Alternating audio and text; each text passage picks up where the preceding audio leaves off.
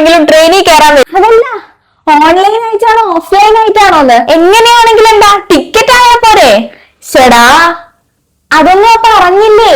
എന്ത്? അതായത് ഓൺലൈനായി ടിക്കറ്റ് എടുക്കുന്നവർക്ക് മാത്രം ഇൻഷുറൻസ് കവറേജ് നൽകുകയും ഓഫ്ലൈനായി ടിക്കറ്റ് എടുക്കുന്നവർക്ക് ഇത് നൽകാതിരിക്കുകയും ചെയ്യുന്ന റെയിൽവേയുടെ നിയമത്തിൽ സുപ്രീം കോടതി ഇപ്പോൾ വിശദീകരണം ആവശ്യപ്പെട്ടിരിക്കുകയാണ്.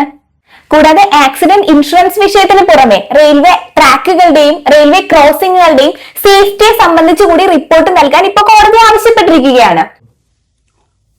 അതല്ല മോനെ, ഇതിപ്പോ ഞാൻ കേട്ടോണ്ട് ഇൻഷുറൻസ് കവറേജ് കിട്ടോ? അയ്യോ, അതില്ല.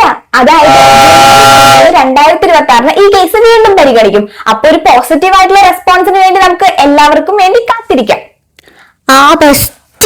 അല്ല, അപ്പൊ ട്രെയിനോ? അയ്യോ, അത് പോയി. ഇനിയിപ്പോ എന്തായാലും അടുത്ത ട്രെയിൻ സേഫ് ആയിട്ട് കയറിക്കോ. എനിവേ, കൂൾ ഗുരു, ശുക്രിയ.